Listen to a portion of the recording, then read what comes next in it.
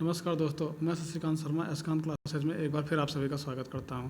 जैसा कि हम सभी इस वीडियो के माध्यम से जो है आधुनिक भारत का इतिहास पढ़ रहे हैं, आज जो है दूसरा टॉपिक है बंगाल के नवाब और अंग्रेज।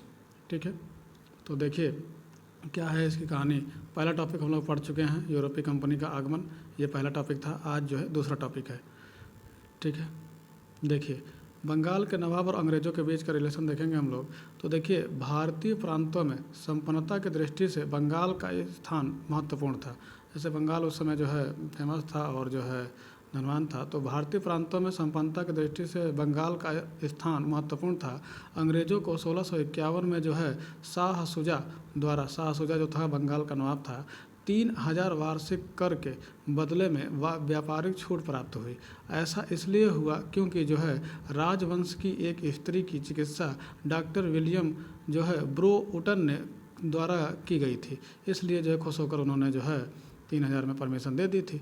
अब देखिए 1698 ईस्वी में जो है सूबेदार, ठीक है, अजी मुसान ने अंग्रेज़ों को 3 गाँवों की जमींदारी, ठीक है, सुता नाती, ये सब पूछा जाता है। ठीक है, कौन कौन से गांव थे, तो सुता नाती, ठीक है, कलिकत्ता और जो है गोविंदपुर, कलिकत्ता कलकत्ता का ही नाम है, गोविंदपुर प्रदान की। ठीक है, और 1717 में जो है बंगाल का सूबेदार मुर्शीद कुली खां बनाया गया। ठीक है, अब इसके बाद से क्या हुआ कि मुर्शीद कुली खां जो था, जब 1717 में जब क्या बना, सूबेदार बना, तो देखिए बंगाल का सूबेदार मुर्शीद कुली खां को बनाया गया 1717 में, और ये 1727 तक रहा, यानी 20 साल तक रहा। अब देखिए इसने क्या किया, मुर्शीद कुली खां ने अपनी राजधानी जो है ढाका से मुर्शिदाबाद, ठीक है, मकसूदाबाद स्थानांतरित कर ली, और इसे जो है 1719 ईस्वी में उड़ीसा का क्षेत्र भी दे दिया गया। ठीक है, मतलब इसके राज्य क्षेत्र को बढ़ा दिया गया, उड़ीसा के क्षेत्र भी जो है इसे जमींदारी के रूप में दे दिया गया। इसके काल की प्रमुख घटनाएं देखिए क्या क्या हैं। तो इसके पहली घटना क्या है, इसके समय में जमींदारों के कुल 3 विद्रोह हुए। पहला विद्रोह जो था वो सीताराम राय, उदय नारायण और गुलाम मोहम्मद ने किया। दूसरा विद्रोह सुजात खां, और तीसरा विद्रोह जो था वो नजात खां ने किया था। ठीक है, ये हो गया। इसके बाद से देखिए अगली घटना क्या थी, इसने किसानों से भू राजस्व व्यवस्था की, उन्हें तकावी ऋण प्रदान किया, ये एक प्रकार का ऋण था, ठीक है, प्रदान किया। और इसकी मृत्यु के बाद जो है इसका दामाद जो था वो, ये जो इसकी मृत्यु के बाद जो था इसका दामाद कौन था, शुजाउद्दीन बंगाल का नवाब बना। अब आगे देखिए शुजाउद्दीन की कहानी कहाँ से शुरू हुई, तो 1727 से जब ये 20 साल राज कर लिया, इसके बाद जो है शुजाउद्दीन की कहानी शुरू होती है 1727 से और 39 तक रहेगा। ठीक है, तो 27 से 39 तक यानी जो है 12 साल लगभग जो है ये रहेंगे। तो देखिए यह मुर्शीद कुली खां का दामाद था। ठीक है, क्या था, मुर्शीद कुली खां का दामाद था। इससे 1733 ईस्वी में बिहार का क्षेत्र भी प्रदान कर दिया गया। इस तरह जो है बंगाल के अंतर्गत अब बिहार और उड़ीसा के क्षेत्र भी सम्मिलित हो गए। ठीक है, तो बंगाल तो था ही, बाद में उसका क्षेत्र बढ़ा दिया गया था, तो बिहार भी और उड़ीसा के क्षेत्र भी शामिल हो गए। ठीक है, अब देखिए आगे क्या हुआ कि सरफराज 1739, मतलब इसके बाद जो है क्या हुआ कि 1739 से 40 यानी इनका समय जब खत्म हुआ तो सरफराज बैठे। अब देखिए सरफराज क्या किए, 1739 से 40 तक ये रहे। इसको बिहार के उप सूबेदार, ठीक है, अलवर्दी खान ने जो है गिरिया अथवा घिरिया नामक स्थान पर घेर कर मार डाला। किसको, सरफराज को। ठीक है, और इस तरह जो है स्वयं बंगाल का सूबेदार बन गया। कौन, अलवर्दी खां। ठीक है, अब अलवर्दी की कहानी शुरू होती है। अलवर्दी खां जो था ये 1740 से 56 तक रहा, यानी जो है 16 साल। ठीक है, इसने क्या किया, अलवर्दी खां ने, यह बंगाल के नवाबों में सबसे योग्य नवाब था। ठीक है, बंगाल के जितने भी नवाब हुए अभी तक जो हुए थे उसमें सबसे योग्य नवाब था। चूँकि यह सरफराज खां को मारकर गद्दी पर बैठा था, इसलिए जो है मुग़ल सम्राट को 2 करोड़ घूस देकर, ठीक है, घूस देकर अपने पद को स्थायी बनाया। परंतु उसके बाद अपने 16 वर्षों के शासनकाल में इसने मुग़ल बादशाह को कभी राजस्व नहीं भेजा। ठीक है, मतलब पैसा उसने दे दिया था पहले ही। ठीक है, उसने पहले ही पूरा पैसा दे दिया था, बताया गया ना। तो फिर जो है उसने क्या किया, अपना जो है 2 करोड़ घूस देकर अपने पद को स्थायी बनाए रखा और 16 वर्षों के शासनकाल में इसने जो है मुगल बादशाह को कभी राजस्व नहीं भेजा। रघु, इसके बाद से तीसरी घटना क्या है, रघु जी के लगातार आक्रमणों से बाध्य होकर उसे उड़ीसा का क्षेत्र 1751 में मराठों को देना पड़ा। अब देखिए, यूरोपी की तुलना ये किससे करता था, कहता था कि यूरोपी की तुलना इसने जो है मधुमक्खियों से की और कहा कि यदि ना छोड़ा जाए तो शहद देंगी और यदि छोड़ा जाए तो काट काट कर मार डालेंगी। ठीक है, देखिए कितनी अच्छी लाइन है। फिर देखिए, अली वर्दी खां के कुली जो है 3 पुत्रियां थीं। ठीक है, कुल जो है 3 पुत्रियां थीं और उसके तीनों दामाद, ठीक है, उसके जीवन काल में ख़त्म हो चुके थे, यानी मर गए थे। ठीक है, उसने अपने सबसे छोटे जो छोटी लड़की थी, सबसे छोटी लड़की के पुत्र सिराजुद्दौला को उत्तराधिकारी बनाया। आगे क्या हुआ देखिए, सिराजुद्दौला अब आएंगे 1756 से और 1757, केवल 1 साल रहेंगे। ठीक है, अली वर्दी खां के मृत्यु के पश्चात उसका दोहित यानी पुत्री का पुत्र जो था, दोहित्र कहा जाता है, ठीक है, सिराजुद्दौला उत्तराधिकारी बना। गद्दी पर बैठने के समय उसके 3 प्रमुख शत्रु थे। कौन कौन से शत्रु थे देखिए, पूर्णिमा का नवाब जो था शौकत जंग, दूसरा क्या था उसकी मौसी घसीटी बेगम, और तीसरा जो थे वो तो अंग्रेज़ थे ही।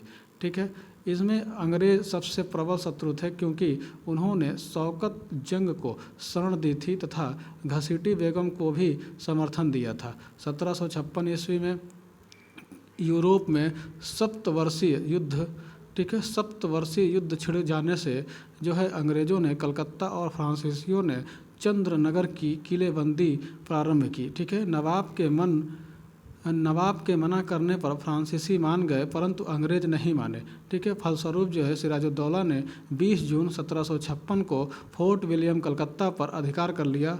अंग्रेज गवर्नर डेक ने जो है लगभग फुल्टा द्वीप में शरण ली। आगे क्या हुआ, अब इसके बाद से एक घटना है 20 जून 1756 में क्या हुआ कि इस घटना का वर्णन हालवेल द्वारा किया गया। इसके अनुसार क्या है, 20 जून की रात को 146 अंग्रेज़ों को 18 फुट लंबे तथा 14 फुट 10 इंच चौड़े एक कोठरी में बंद कर दिया गया। ठीक है, 20 जून की रात को 146 अंग्रेज़ों को, ठीक है, 18 गुणे 14 फुट, ठीक है, 100 कैसे उसमें जो है एडजस्ट हुए होंगे, समझिए जैसे बोरा में ठोसा जाता है उस तरह से जो है ठोस दिया गया, यानी 18 गुणे 14, ठीक है, फुट 10 इंच के चौड़े एक कोठरी में बंद कर दिया गया। 146 अंग्रेज थे ना, इनको बंद किया गया। अगले दिन हालवेल सहित मात्र 23 व्यक्ति जिंदा बचे, परंतु इस घटना का वर्णन तत्कालीन अन्य किसी इतिहास ने नहीं किया है। ठीक है, केवल इनके द्वारा ही किया गया है, हालवेल के द्वारा ही। ठीक है, प्लासी के युद्ध की पुष्टि देखिए, प्लासी के युद्ध की पृष्ठभूमि क्या है, तो देखिए इसके किस वजह से हुआ। कलकत्ता के पतन का समाचार मद्रास पहुंचने पर, ठीक है, क्लाइव और वाटसन के नेतृत्व में एक सेना बंगाल पहुंची। क्लाइव ने मानिक चंद्र को घूस देकर 2 जनवरी 1757 को कलकत्ता पर अधिकार कर लिया। सिराजुद्दौला को जब यह पता चला तब कलकत्ता पहुंचकर उसने क्लाइव से अलीनगर की संधि की। ठीक है, इसके बाद क्या हुआ कि अलीनगर की संधि 9 फरवरी 1757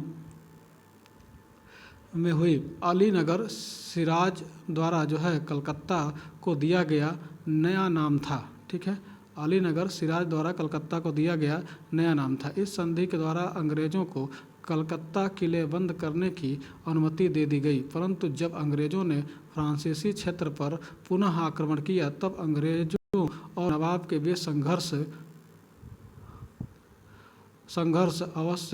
असंभवी हो गया।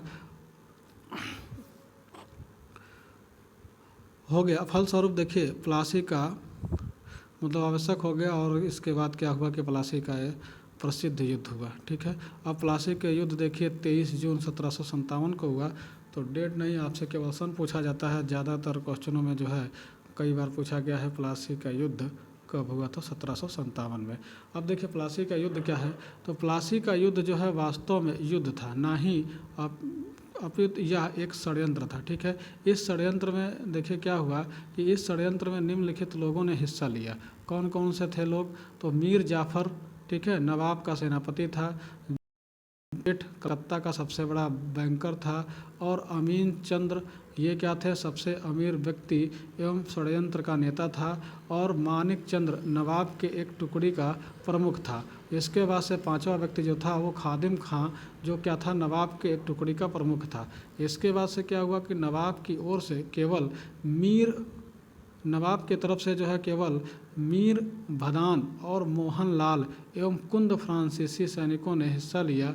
मीर महादन युद्ध में मारा गया और सिराजुद्दौला युद्ध के समय ही मुर्शिदाबाद लौट गया था। ठीक है, मीर जाफ़र के पुत्र मीरन ने उसकी हत्या करवा दी। इस तरह प्लासी का युद्ध समाप्त हुआ।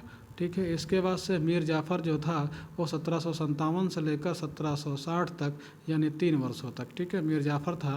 प्लासी के युद्ध में मीर जाफ़र की महत्वपूर्ण भूमिका थी, इसी कारण उसे बंगाल का नवाब बना दिया गया। मीर जाफ़र ने अंग्रेज़ों को निम्नलिखित सुविधाएँ दी। क्या क्या सुविधाएँ दी हैं अंग्रेज़ों को? देखिए, पहली सुविधा, अंग्रेज़ों को 24 परगना की जमींदारी दी गई। अंग्रेज़ों को वर्धमान तथा नदिया के क्षेत्र को कंपनी को दे दिया गया। ठीक है, इसके बाद से क्या हुआ? क्लाइव को भी प्लासी के युद्ध का फायदा मिला और उसे बंगाल का पहला गवर्नर बना दिया गया। अंग्रेज़ों ने मीर जाफ़र से लगातार धन की मांग की, जिसको देने में नवाब असमर्थ था। ठीक है, हालवेल ने आरोप लगाया कि नवाब डचों और मुग़ल सम्राट से मिलकर अंग्रेज़ों के विरुद्ध षड्यंत्र कर रहा है। मीर जाफ़र से अपना पद छोड़ने को कहा गया, जिसे छोड़कर वह कलकत्ता चला गया। इसके बाद इसके दामाद मीर कासिम को बंगाल का नवाब बना दिया गया। अब देखिए, मीर कासिम आते हैं, ये 1760 में आएंगे और 62 तक 2 साल तक ये भी रहेंगे। मीर जाफ़र का जो दामाद था, ठीक है, यह देखिए मीर कासिम जो था मीर जाफ़र का दामाद था, और मीर जाफ़र को हटाने के बाद इससे मुंगेर की संधि की गई। ठीक है, अब देखिए मुंगेर की संधि में हुआ क्या? तो 27 सितंबर 1760 में मुंगेर की संधि हुई। अब इसमें क्या हुआ संधि में? देखिए, इस संधि के द्वारा इसने अंग्रेज़ों को वर्धमान, मेदिनीपुर तथा चटगांव के क्षेत्र देना स्वीकार किया। ठीक है, इसके बाद से सिलहट के चूने के व्यापार में कंपनी का आधा भाग मांग लिया गया। इसके बाद से देखिए बेंसीटाट ने संधि पर मीर कासिम से हत्याचार कराने के बाद ही उसे बंगाल का नवाब बनाया गया। अब इसके बाद से देखिए मीर कासिम के सुधार। ठीक है, क्या हुआ? बंगाल के नवाबों में अली वर्दी खां के बाद यह दूसरा सबसे योग्य नवाब था। इसने बंगाल की दशा को सुधारने के लिए निम्नलिखित उपाय किए। क्या क्या उपाय किए? तो देखिए, राजधानी जो थी वो मुर्शिदाबाद से मुंगेर स्थानांतरित की। यह मुर्शिदाबाद के षड्यंत्रात्मक वातावरणों से ऊब चुका था, अतः उसने नई जगह पर अपनी राजधानी स्थानांतरित की। इसने नए कर, ठीक है, ऊपरी कर लगाए तथा पुराने करों में 3/32 भाग अतिरिक्त लेना स्वीकार किया। ठीक है, अधिकारियों से बचत के रूप में एक और कर खिजरी जमा भी वसूल किया। ठीक है, इसने मुंगेर को छोड़कर बंदूकों और तोपों को बनाने की व्यवस्था की। इसके बाद से क्या हुआ? अंग्रेज़ों को उपयुक्त कोई सुधार भी पसंद नहीं आया। इसी बीच अंग्रेज़ अपनी दस्तक का जो है क्या करते हैं, पास का दुरुपयोग करने लगे। इसे वे भारतीय व्यापारियों को बेचकर पैसा लेने लगे। भारतीय व्यापारियों को भी कम मात्रा में ही शुल्क देकर व्यापार करने का फ़ायदा मिलने लगा, लेकिन इस सब का प्रभाव अंततः नवाब पर ही पड़ा। अतः उसने जो है व्यापारियों पर से चुंगी को माफ़ कर दिया। अंग्रेज इससे बौखला गए और उन्होंने जो है मीर कासिम को हटाकर पुनः मीर जाफ़र को बंगाल का नवाब बना दिया। ठीक है, मीर जाफ़र 1763 से लेकर 1765 तक फिर रहा। अब देखिए क्या हुआ कि मीर कासिम को हटाने जाने के बाद उसने अवध के नवाब शुजाउद्दौला तथा दिल्ली के सम्राट शाह आलम द्वितीय के साथ मिलकर बक्सर का प्रसिद्ध युद्ध लड़ा। और बक्सर का युद्ध जो था वो 22 अक्टूबर 1764 मीर कासिम और शाह आलम द्वितीय एवं मेजर मुनरो के बीच हुआ। इसमें अंग्रेज़ों की विजय हुई। अब देखिए इस समय बंगाल का गवर्नर वेंसिटाट, बंगाल का नवाब मीर जाफ़र एवं दिल्ली का शासक जो था शाह आलम द्वितीय था। बक्सर के युद्ध में विजय के बाद बंगाल में वास्तविक रूप से अंग्रेज़ों की प्रभुसत्ता की शुरुआत हुई। इसे प्लासी के युद्ध के बाद से नहीं माना जाता है। बक्सर की सफलता के बाद क्लाइव को बंगाल का गवर्नर बनाकर भेजा गया और 1765 ईस्वी में ही मीर जाफ़र की मृत्यु के बाद जो है नजमुद्दौला को बंगाल का गवर्नर बनाया गया। अब नजमुद्दौला जो था वो 1765 से लेकर 1766 केवल 1 साल। ठीक है, इसके समय में क्लाइव ने इलाहाबाद की 2 अलग अलग संधियां की। इलाहाबाद की प्रथम संधि 12 अगस्त संधि पर हस्ताक्षरकर्ता क्लाइव, शाह आलम द्वितीय और नजमुद्दौला थे। इस संधि के द्वारा शाह आलम द्वितीय ने 12 अगस्त के फरमान के जरिए बंगाल, बिहार और उड़ीसा की दीवानी अंग्रेज़ों यानी क्लाइव को प्रदान कर दी। अंग्रेज़ों को उत्तरी सरकार की जागीर मिली और समकालीन इतिहासकार गुलाम हुसैन ने अपनी पुस्तक जो है सियारुल मुत्खैरिन में लिखा है कि इस संधि की शर्तों को तय करने में और उस पर हस्ताक्षर करने में उतना भी समय नहीं लगा जितना कि एक गधा को खरीदने में लगता है। ठीक है, इलाहाबाद की दूसरी संधि 16 अगस्त 1765 को हुई। ठीक है, अब देखिए हस्ताक्षरकर्ता जो थे उसमें वो कौन थे, तो शुजाउद्दौला अवध का नवाब एवं क्लाइव था। इस संधि अवध के नवाब शुजाउद्दौला एवं क्लाइव के बीच हुई। इसकी प्रमुख शर्तें क्या क्या थीं, तो शर्तें थीं इलाहाबाद तथा काड़ा के ज़िले अवध से लेकर शाह आलम द्वितीय को दे दिए गए। बनारस की जागीरदार ठीक है बलवंत सिंह को अपने जागीर में स्वायत्तता प्राप्त हो गई। युद्ध की क्षतिपूर्ति के लिए जो है कंपनी के अवध के नवाब ने 50 लाख रुपए दिए। ठीक है, इसके बाद से देखिए सैफुद्दौला 1766 से 75 तक रहे। इसके बाद से मुबारकुद्दौला जो थे वो 1775 से 75 में बैठे गद्दी पर। यह बंगाल का अंतिम नवाब था। अब इसके बाद क्या हुआ कि बंगाल में द्वैध शासन यानी दोहरी व्यवस्था आ गई और 1765 से लेकर 1772 तक रही।